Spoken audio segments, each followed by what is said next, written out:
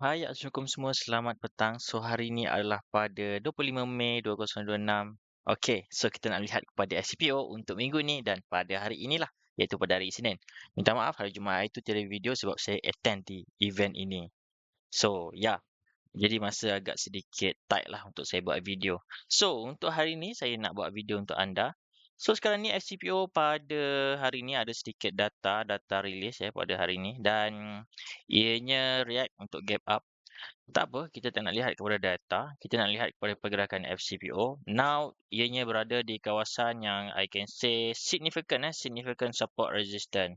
Dia pernah menjadi pernah menjadi support, resistance dipecahkan dan ianya datang semula ke kawasan support. Yang mana telah dipecah ni jadi support lah. Dan sekarang ni untuk movement semasa, kalau anda melihat dekat kawasan sini, ianya ada sedikit divergence. Yang mana harga turun ke bawah tapi indikator naik ke atas.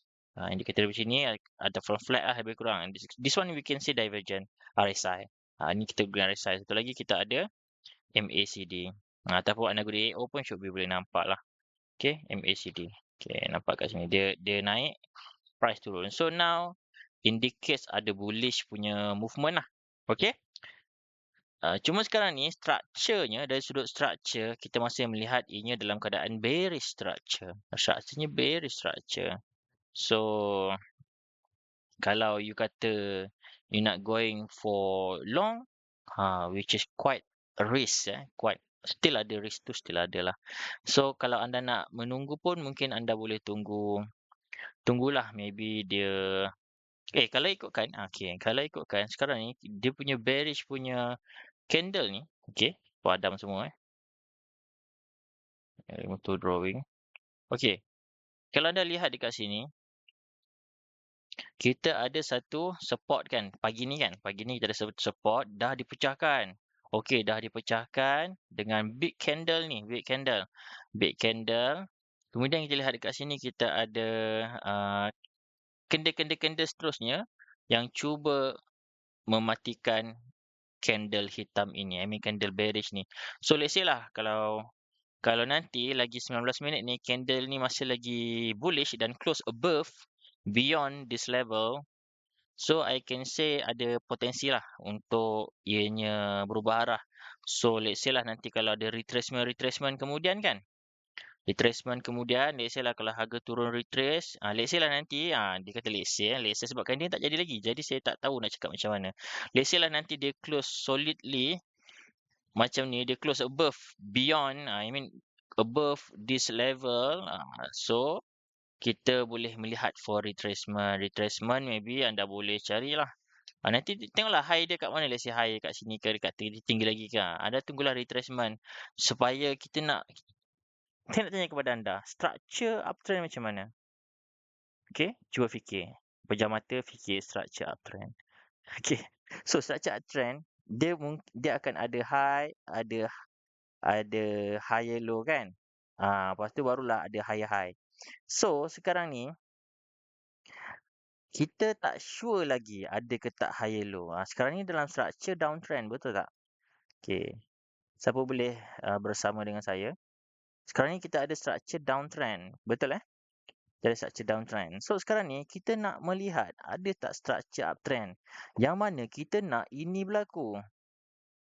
Kita nak yang ini, kita nak ini berlaku. Tapi untuk ni berlaku, dia kena retrace dulu dan kat sini akan ada satu rebound. Dia mula naik balik ke atas. Let's say lah dia turun, tak ada rebound ni, maka tak terjadilah.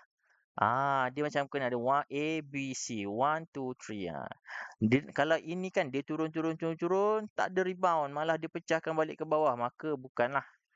Okay, so let's say lah nanti waktu retracement tu kita nak kena melihat ada tak ada tak reversal lah dekat kawasan sini. I mean dekat level yang kita jangka B tu berlaku. 1, 2, dekat 2 tu berlaku. A, B, C. Itu dekat B tu kita nak tengok ada reversal tak. Let's say tak ada, maka tak ada. So sekarang ni saya lebih gemar untuk menunggu. Saya lagi gemar untuk menunggu ianya pecah. Tapi sekarang ni belum. Market ada lagi 16 minit ni untuk 30 minit punya candle.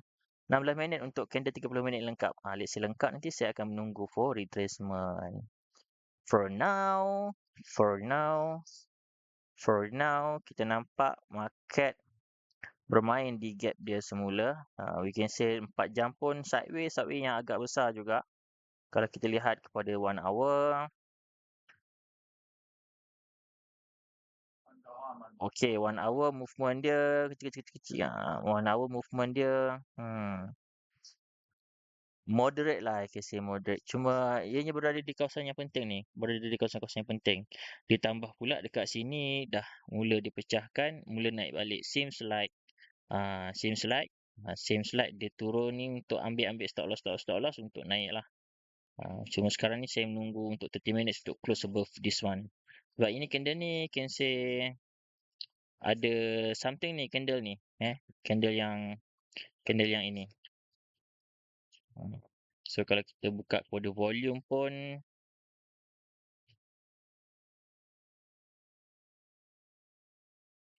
kalau kita buka kode volume, candle merah ni kan ada volume sikit kan. Ada volume sikit dekat sini dan dia dah mula naik. Sekarang saya nak tunggu ianya pecah. Selagi mana tak pecah, selagi tu saya tak ada apa-apa. I mean, saya tak monitor further lah. So sekarang kita tunggu pecah lagi 15 minit. Kemudian kita akan menanti for point B untuk berlaku. So insyaAllah, moga bermanfaat. Kita akan tengok untuk update kita nantilah dalam video akan datang. Terima kasih. Assalamualaikum dan salam sejahtera.